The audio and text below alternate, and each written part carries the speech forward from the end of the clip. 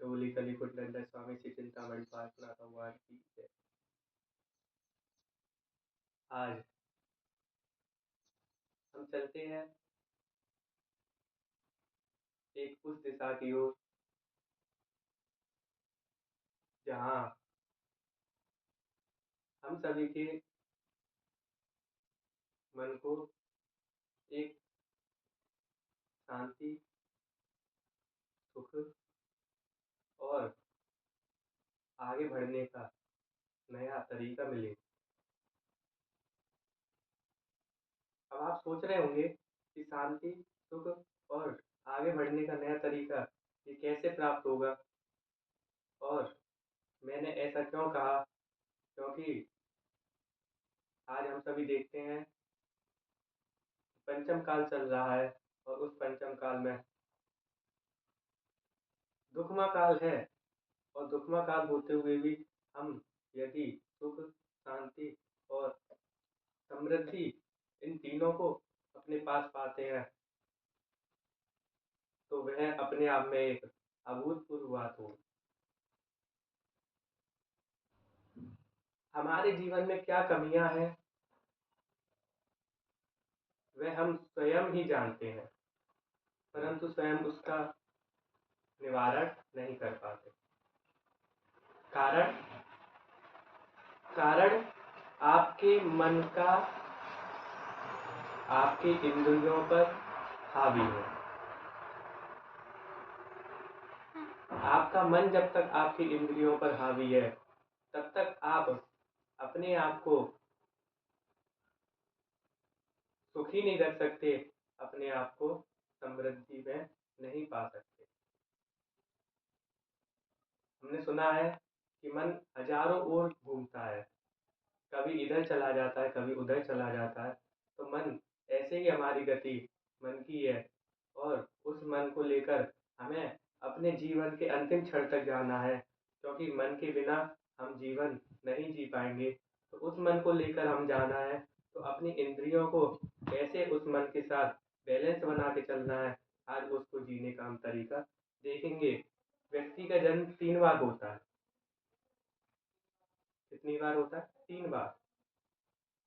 पहला जन्म वह माँ के गर्भ से लेता है, तब उसका जन्म होता है। दूसरा जन्म जब वह गुरु के पास जाता है, शिक्षा ग्रहण करता है, तब उसका दूसरा जन्म होता है। और तीसरा जन्म जब होता है जब वह स्वयं अपने ही बातों को, अपने ही आप को संभाल लेता है, तब उसका तीसरा जन्म होता है। क्या कहा? पहला जन्म उसका जब माँ के गर्भ में होता है, माँ के गर्भ से निकलता है, उसके बाद उसका पहला जन्म होता है। दूसरा जन्म जब गुरु से शिक्षा प्राप्त करता है, तब उसका दूसरा जन्म होता है। जब उसे गुरु मिल जाते हैं, जब उसे एक राह पर चलाते हैं, तब उसका दूसरा जन्म होता है। और तीसरा जन्म जब होता है जब वह स्वयं अपने आप को अपने काबिल बना लेता है, अपने आप को संभाल लेता है, अपने आप में निर्भर हो जाता है, तब उसका तीसरा जन्म होता है। ऐसे मनुष्य के 3 जन्म होते हैं। 3 जन्मों के बाद ही वह अपने जीवन जीने की कला को आगे बढ़ाता है। आपने देखा होगा कि कोई लंबा है, कोई छोटा है, कोई बड़ा है, कोई पतला है, कोई मोटा है।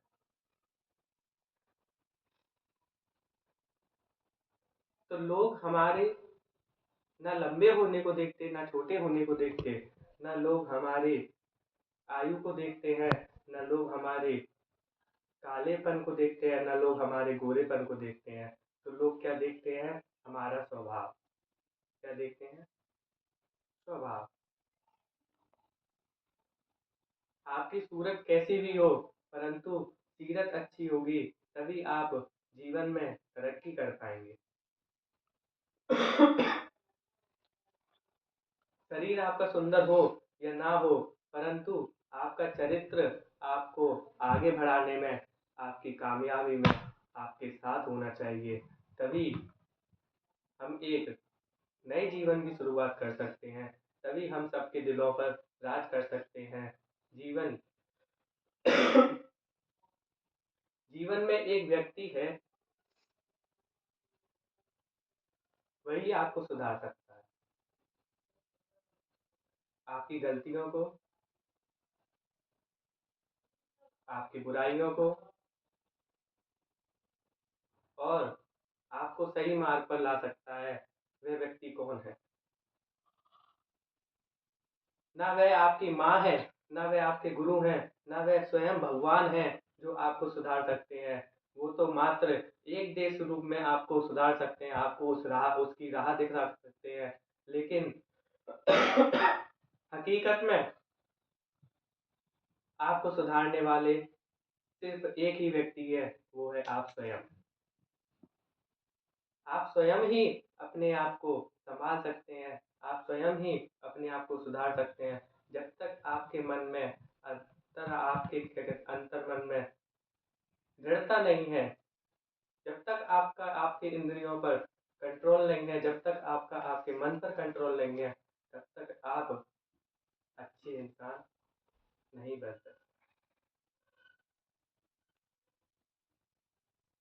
आप सभी सोच रहे होंगे कि मैं इस विषय पर क्यों प्रवचन दे रहा, क्यों आपसे ये डिस्कशन कर रहा हूँ। क्योंकि आज का हमारा टॉपिक है स्वभाव। जी, स्वभाव। आपको अपना स्वभाव कैसा रखना चाहिए, आज इसी विषय पर हम आपसे चर्चा कर रहे हैं। जैसा होगा आपका स्वभाव, वैसा पड़ेगा दूसरों पर प्रभाव।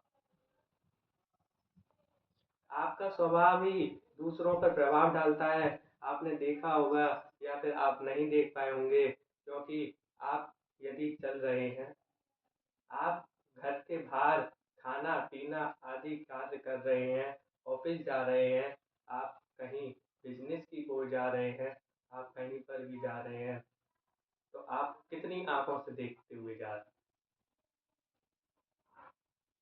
दो आंखों से तो देखते हुए जा रहे हैं, क्योंकि आपकी स्वयं की दो आंखें हैं, परंतु आपको देखने वालों की हजार आंखें आप पर लगी हुई हैं।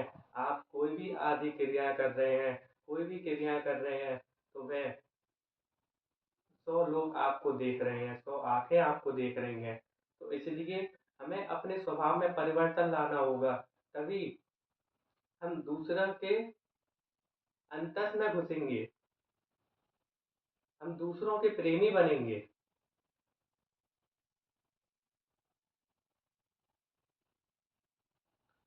और हम दूसरों का अपनापन पा सकेंगे।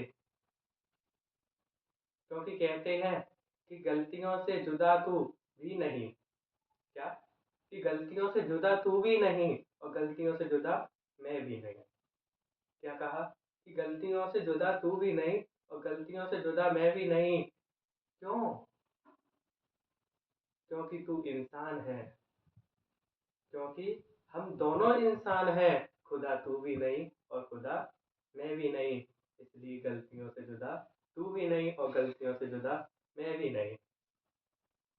गलतियां करते हैं हम, क्योंकि हम मनुष्य हैं। मनुष्य से अक्सर गलतियां होती ही हैं, क्योंकि हम कर्म भूमि में हैं, और कर्म भूमि में हमारे साथ जो कार्य होते हैं, उतनी हमारे अंदर क्षयोत्तम शक्ति नहीं होती, उतनी हमारे अंदर ज्ञान की वृद्धि नहीं होती, जिसके कारण हम स्वयं में भी कुछ ना कुछ अनहोनी कर देते हैं। कि गलतियों से जुदा तू भी नहीं, गलतियों से जुदा मैं भी नहीं। क्योंकि तू हम दोनों इंसान हैं। खुदा तू भी नहीं और खुदा मैं भी नहीं। ये तो गलत फहमी इंसान के मन में कर देती है दूरियां। क्या कर देती हैं? ये तो गलत फहमी इंसान के मन में कर देती हैं दूरियां। वरना मन का पापी तू भी नहीं और मन का पापी मैं भी। वरना मन का पापी तू भी नहीं और मन का पापी मैं भी नहीं। देते हैं इंजाम एक दूसरे पर। क्या करते हैं हम लोग? अगर हमारी गलती हो या ना हो, सर्वप्रथम अगर गलती हो तो भी हम दूसरों को इंजाम देते हैं, और ना हो तो हम उसके ऊपर ऊपर हावी हो जाते हैं कि तेरी ही गलती है। अपनी बात को सिद्ध करने के लिए हम उस पर हावी हो जाते हैं। तो क्या कहा कवि ने कि देते हैं इंजाम एक दूसरे पर, क्या करते हैं, देते हैं इंजाम एक दूसरे पर अंदर झांकता तू भी नहीं और अंदर झांकता मैं भी नहीं। चार गलतियां आप भी कर रहे हैं और चार गलतियां मैं भी कर रहा हूँ। जो अपनी गलतियों को सुधार लेता है वह सुधर जाता है। जो अपनी गलतियों को सुधार लेता है वह सुधर जाता है, और जो नहीं सुधार पाता वह बड़ा इंसान नहीं बन पाता। आप अपने जीवन में अगर ऊंचाइयों को पाना चाहते हैं, आप अपने जीवन में यदि सबसे प्रेम के भाव रखना चाहते हैं, यदि आप अपने जीवन में अपनी चिंता, अपने कष्ट, अपने दुख को दूर करना चाहते हैं, तो सर्वप्रथम हमें क्या करना चाहिए? सर्वप्रथम हमें अपने क्रोध पर कंट्रोल करना चाहिए। क्या करना चाहिए? क्रोध पर कंट्रोल करना चाहिए।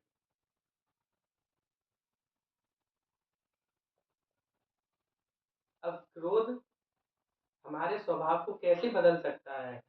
तो सबसे बड़ा दोष का कारण हमारे स्वभाव का यदि है तो वह क्रोध है। गुस्सा ही हमारे स्वभाव का सबसे बड़ा कारण है, क्योंकि अक्सर जो गलतियां हम क्रोध पूर्वक करते हैं वह गलतियां हम और अन्य कसाय या और अन्य पाप के द्वारा नहीं कर पाते। आपने देखा होगा या अक्सर महसूस किया होगा कि हमने हिंसा की, झूठ बोला, चोरी की, कुछ परिग्रह किया, इन पांचों पापों को किया।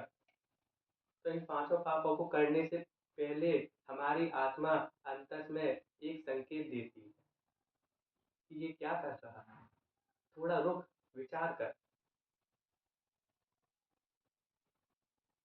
अक्सर आपने ये महसूस किया होगा कि हम यदि मायाचारी कर रहे हैं, किसी से छल कपट बोल रहे हैं, किसी से झूठ बोल रहे हैं, या किसी के साथ मान कर रहे हैं, या किसी के संग लोभ कर रहे हैं, अपना लोभ कर रहे हैं, तो उसमें भी एक अंतर से आवाज आती है, या एक अंतर से ऐसा महसूस होता है हमको कि हम किसी हमारे से कोई कह रहा है कि रुक जा, थोड़ा विचार कर, ये कार्य करने योग्य है कि नहीं है। परंतु क्रोध ही एक ऐसी चीज है, क्रोध ही एक ऐसी वस्तु है, क्रोध ही एक ऐसा परिणाम है जो हमें विचार करने की योग्यता खत्म कर देता है, हमारी विचार करने की योग्यता खत्म कर देता है, हमारे अंदर से सबसे पहले खत्म करता है विवेक। क्योंकि हम विवेक पूर्वक ही हर कार्य को सही और गलत के निर्णय तक पहुंचाते हैं, और जब विवेक ही हमारा नहीं रहेगा तो हम उसको सही और गलत कैसे समझा पाएंगे? अपने मन को सही गलत कैसे समझा पाएंगे जब हमारे अंदर विवेक ही नहीं होगा? तो क्रोध का सबसे पहला कार्य क्या है कि वह हमारे विवेक को नष्ट करता है।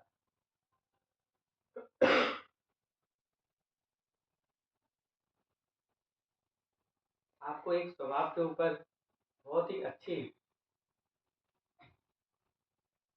उदाहरण के लिए एक कहानी सुनाना चाहता हूँ।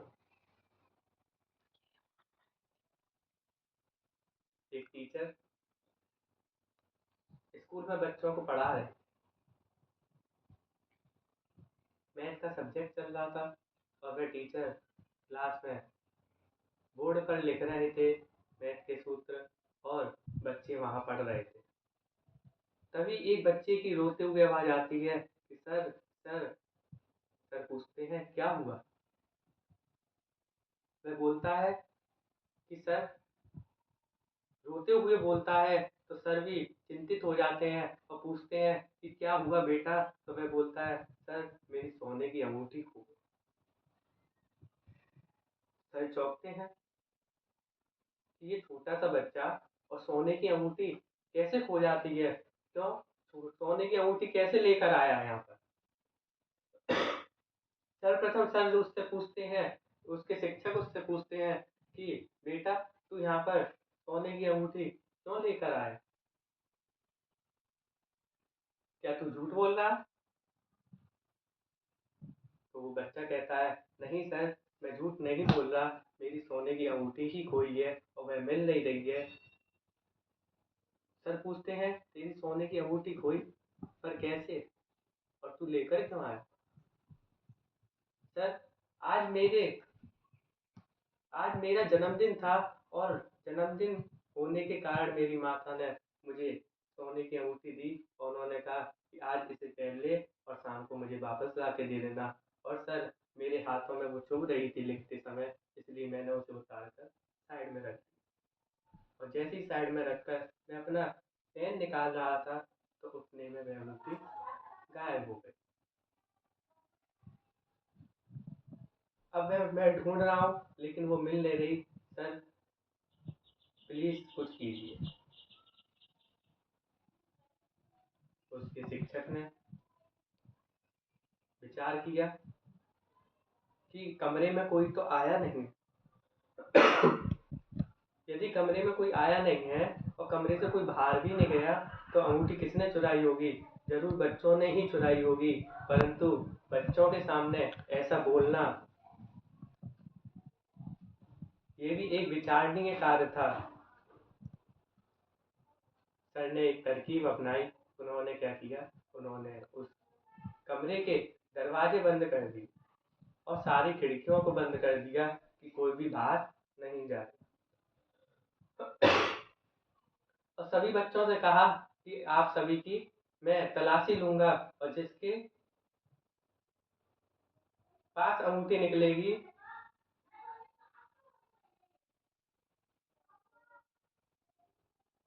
ऐसा कहकर उन्होंने कहा कि सभी बच्चे अपनी अपनी आंखों पर पट्टी बांध लो। क्यों? क्योंकि सर को विचार आया कि यदि वो बच्चा जिसने भी चोरी की होगी, तो उसको अपने आप में एक शर्मिंदगी महसूस होगी और वह किसी से भी निगाह नहीं मिला पाएगा और वह अपने कार्य पर दुखी होगा और कहीं अनहोनी न कर ले। इसलिए सर ने तरकीब अपनाई कि उन्होंने कहा कि सभी बच्चे अपनी आंखों पे पट्टी बांध लें, ना कोई देखेगा और ना किसी पे दोष लगाएगा। फिर सर ने सबके एक एक करके बैग चेक किए। एक लड़के के बैग में जब उन्होंने हाथ डाला, तो उनकी उंगली में वह अंगूठी फंस गई और उन्होंने निकाल कर सब बच्चों की आंख खुलवाई और आंख खुलवा कर उस बच्चे से पूछा, क्या ये है तेरी अंगूठी? तो वह बच्चा कहता है, जी सर, हाँ यही मेरी अंगूठी है। वह बहुत खुश हुआ और खुश होकर सर को धन्यवाद देता है।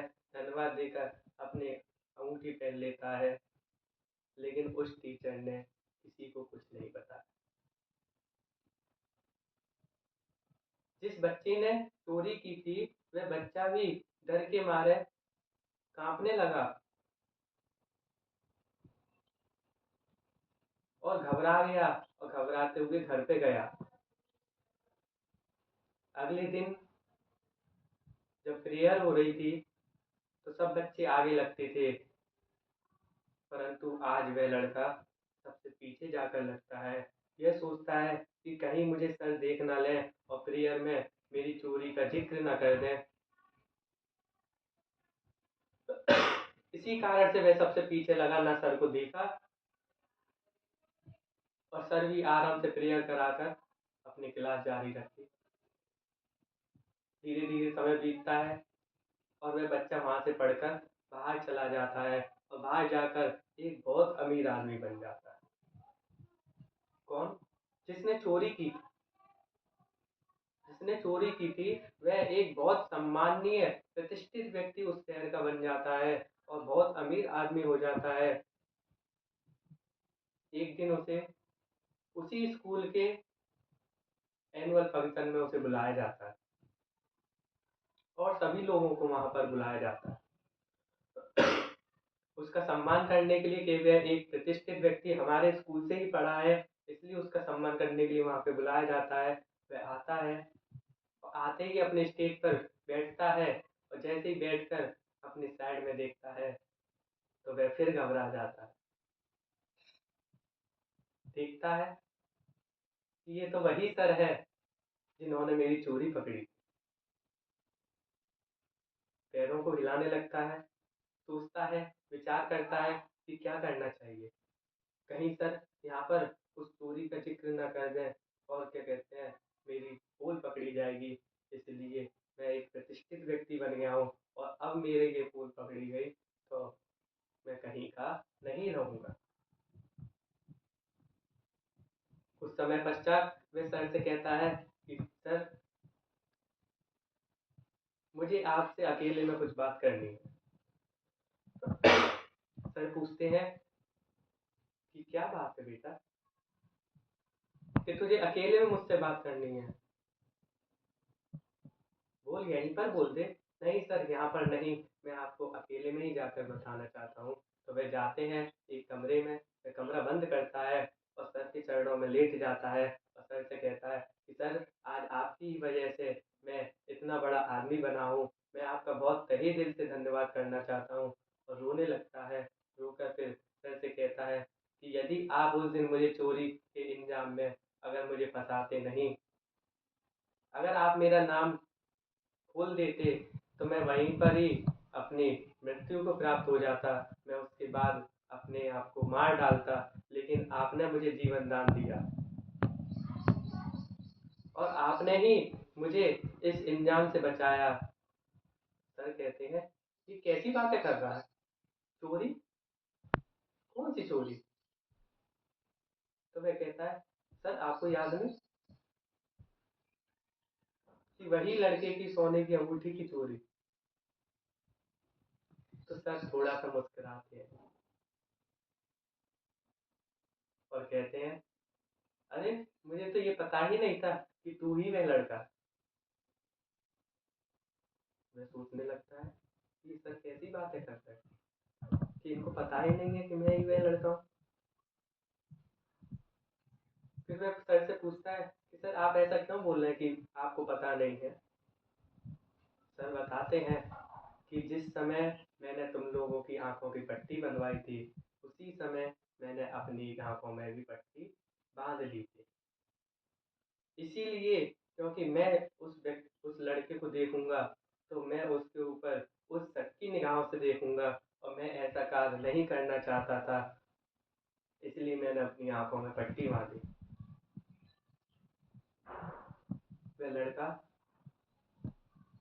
इतना भावुक हो गया और वहां सर को गले लगाकर रोने लगा और कहता है कि मुझे किसी टीचर ने नहीं, किसी गुरु ने नहीं, अभी तो किसी शिक्षक ने, किसी भगवान ने आकर ही मुझे ये शिक्षा दी। आप टीचर नहीं, आप गुरु नहीं, आप स्वयं भगवान हो मेरे लिए। ऐसा करते हुए तो कहने का सार सिर्फ ये है कि हम अपने विचारों को कहाँ तक ले जाते हैं। हम अपने विचारों के माध्यम से अपने आप को, अपने जीवन को परिवर्तित कर सकते हैं। अपने जीवन जीने की कला को अपने विचारों से परिवर्तित कर सकते हैं। मात्र विचार, हमारे अंतस के विवेक को हम सही ढंग से उपयोग करें तो हमारा कल्याण होगा। इसी मंगल भावनाओं के साथ आगे की चर्चा अगले सत्र में करेंगे। जय बोलिए महावीर भगवान की।